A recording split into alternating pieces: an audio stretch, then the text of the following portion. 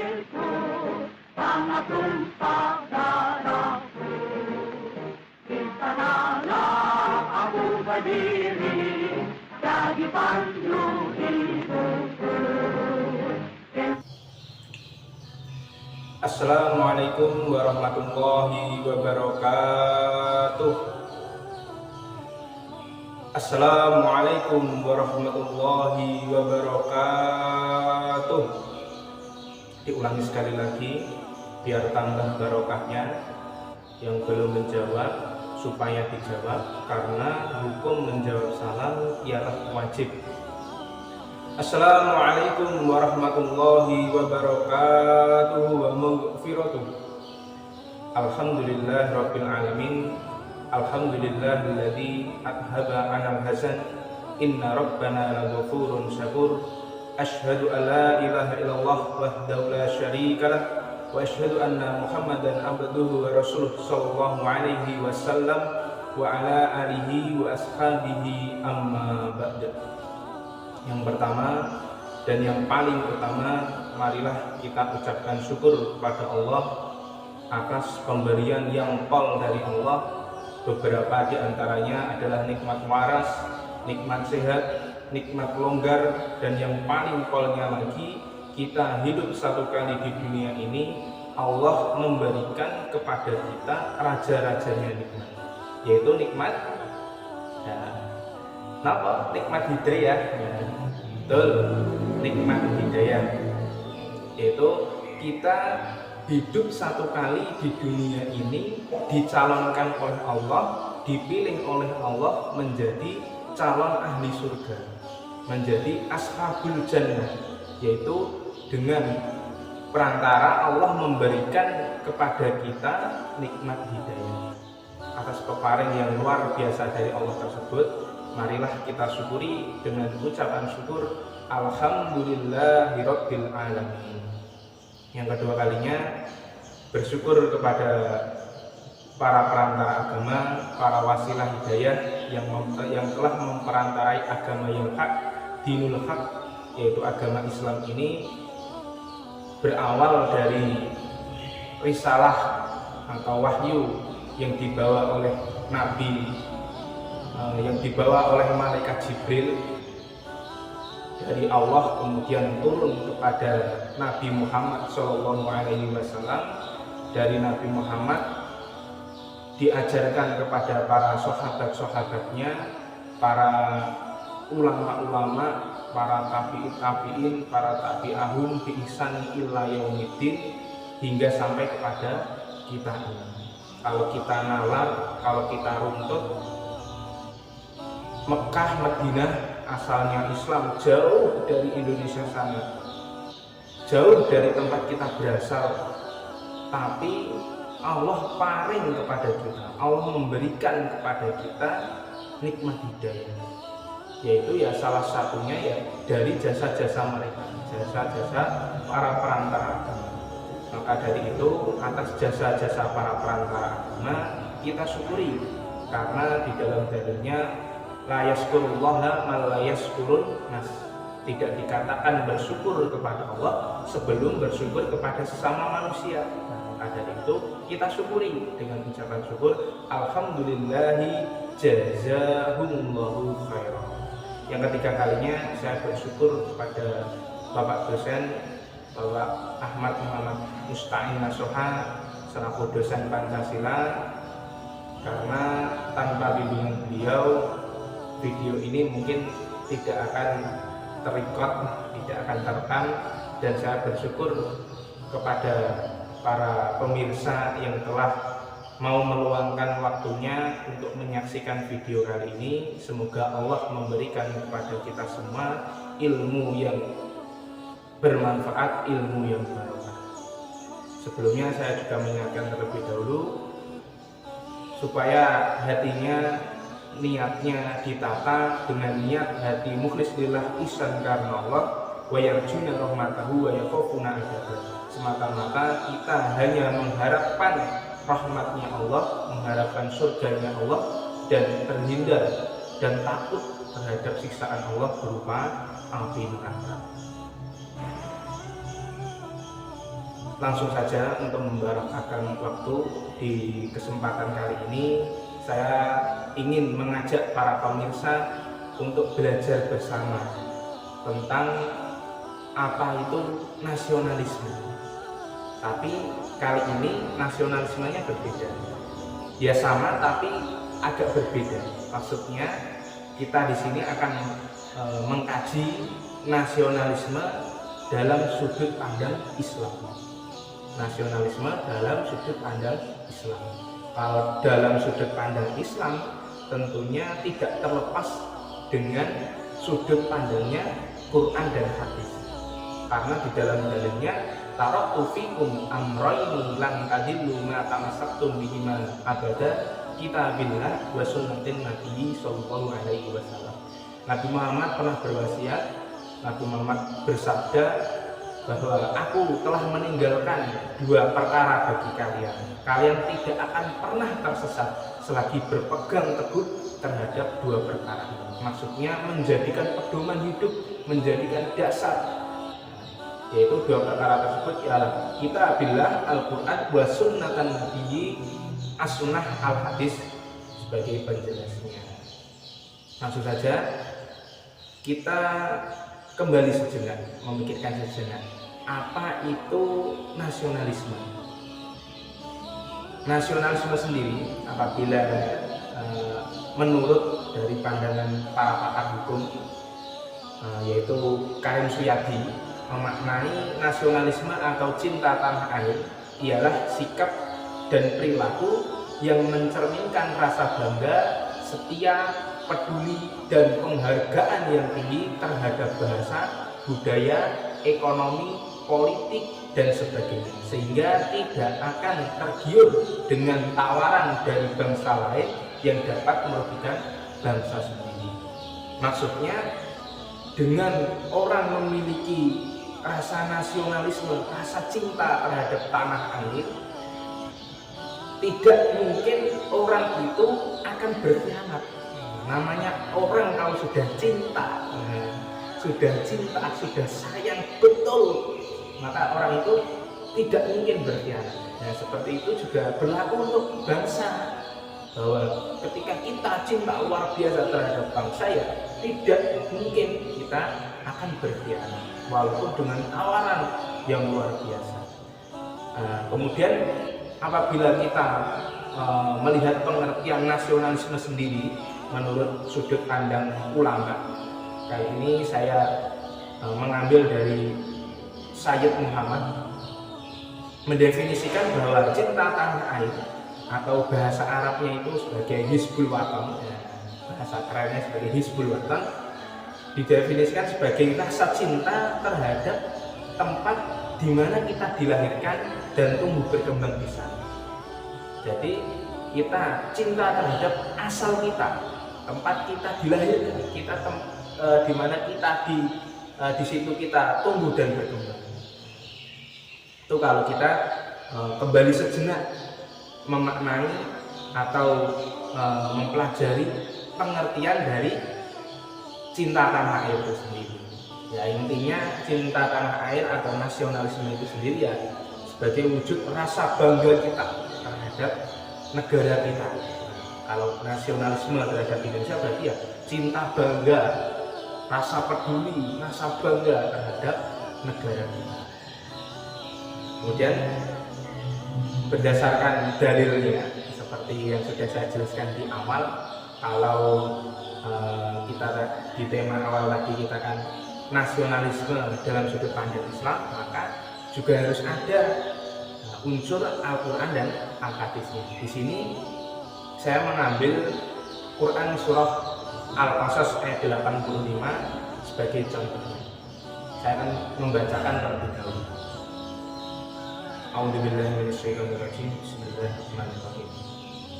Innal ladzi farada 'alaikal Qur'ana laradduka ila ma'ad. Sesungguhnya Allah yang mewajibkan engkau Muhammad untuk melaksanakan hukum-hukum Al-Quran benar-benar akan mengembalikanmu ke tempat kembali. Quran surah Qasas ayat 85. para mufassir menafsirkan kata pada ma'ad, kata terakhir tadi, kata ma'ad, itu terbagi menjadi beberapa pendapat. Ada yang menafsirkan kata ma'ad itu menjadi kota Mekah, kemudian ada yang menafsirkan itu menjadi akhirat, ada yang menafsirkan sebagai kematian, dan ada juga yang menafsirkan sebagai hari kiamat. Namun menurut Imam Fakhr al-Din al-Razi dalam tafsirnya Mafatih al-Ghaib mengatakan bahwa pendapat yang lebih mendekati yaitu pendapat atau tafsir yang menafsirkan Ma'ad itu sebagai kota Mekah. Ma'ad itu sebagai kota Mekah.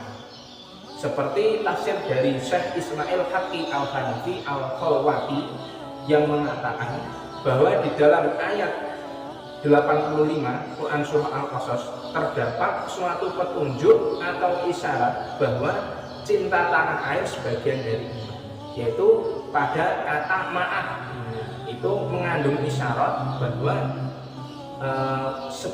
cinta tanah air itu adalah sebagian dari iman. Dan Rasulullah Shallallahu Alaihi Wasallam dalam perjalanan hijrahnya menuju Madinah banyak sekali menyebutkan kata tanah air, tanah air, tanah air. Dimaksudkan seperti ini. Jadi Nabi Muhammad kan bangsa Quraisy, asalnya itu dari Mekah. Ketika Nabi Muhammad itu berdakwah di Mekah, di tempat asalnya, Nabi Muhammad itu mendapat banyak sekali rintangan, banyak sekali cobaan. Kemudian Allah menurunkan ayat supaya Nabi Muhammad itu hijrah, supaya Nabi Muhammad itu hijrah ke Madinah, agar tujuannya itu supaya dakwah Rasulullah itu lebih lancar, dakwah Rasulullah SAW itu lebih lancar, tidak terganggu.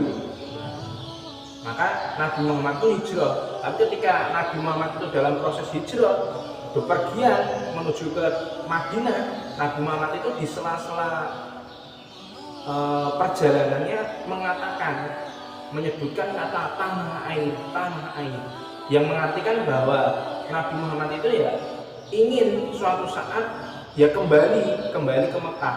Dalam artian Nabi Muhammad itu hijrah tidak selama-lamanya, tidak pindah ke Madinah kemudian menetap selama-lamanya. Tapi Nabi Muhammad itu pengen mempunyai rasa untuk kembali atau cinta terhadap tanah air. Kemudian hal itu Allah kabulkan, Allah wujudkan lewat pembebasan kota Mekah atau Fathul Mekah. Nah, itu sebagai pengabulan dari doa Nabi Muhammad atau permohonan Nabi Muhammad ketika bepergian pada waktu hijrah ke Madinah. Kemudian kita lanjut ke dalil dari al-hadisnya, yaitu hadis riwayat Bukhari, Ibnu Hibban dan Tirmizi. Hadis ini diriwayatkan dari sahabat Anas bahwa Nabi Muhammad Shallallahu Alaihi Wasallam ketika kembali dari bepergian dan melihat dinding-dinding Madinah, beliau mempercepat laju untanya.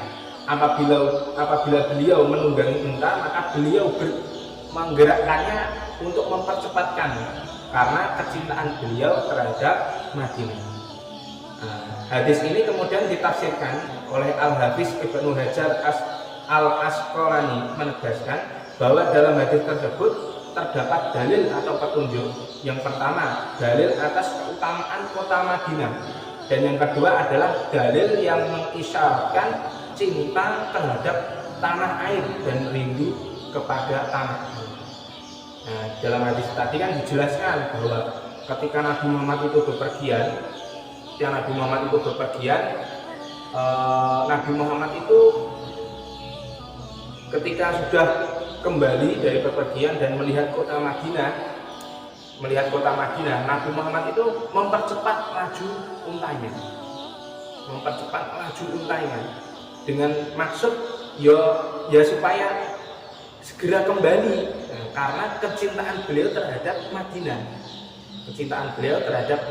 dan ditafsirkan lain juga sebagai keutamaan lain dari kota Madinah yang mengisyaratkan bahwa Nabi Muhammad itu ya seorang yang nasionalismenya sangat tinggi. Dan yang terakhir adalah menurut ahli fikih, menurut pendapat ulama. Di sini saya akan membacakan terlebih dahulu Quran surah At-Taubah ayat 122 sebagai landasan pendapat ulama atau menurut ahli fikih. A'udzubillahi minasyaitonirrajim. Wa ma kana al-mu'minuna liyanfiru kaffatan falawla nafara min kulli firqatin minhum ta'ifatun liyatafaqahu fid-dini wa liyundiru qaumahum idza raja'u ilaihim la'allahum yahdharun. Dan tidak sepatutnya orang-orang mukmin itu semuanya pergi ke medan perang. Mengapa sebagian dari setiap golongan di antara mereka tidak pergi untuk memperdalam pengetahuan agama dan untuk memberi peringatan kepada kaumnya apabila mereka telah kembali, agar mereka dapat menjaga dirinya. Quran surah At-Taubah ayat 122. Hal ini kemudian dijelaskan oleh Syekh Muhammad Mahmud Al-Hijaz dalam tafsir Al-Wadli, yang menjelaskan bahwa ayat ini mengisyaratkan bahwa belajar ilmu adalah suatu kewajiban bagi umat secara keseluruhan. Kewajiban yang tidak mengurangi kewajiban jihad, dan mempertahankan tanah air juga merupakan kewajiban yang suci. Oleh karena itu, tanah air itu membutuhkan dua. Yang pertama adalah orang yang berjuang dengan pedang atau senjata membela, melindungi tanah air, dan juga orang yang berjuang dengan argumentasi atau dalil. Kalau yang senjata tadi melindungi secara fisik, secara luar, kalau yang berjuang dengan argumentasi atau dalil atau ahli ilmu itu ya berjuang melindungi negara di dalam. Jadi baik secara internal ataupun eksternal semuanya terjaga seperti itu. Jadi dari ilmu yang telah kita kaji kali ini tentang nasionalisme dari sudut pandang Islam yang tadi sudah saya jelaskan, yaitu lewat dalil dari Al-Quran surat Al-Qasas ayat 85, kemudian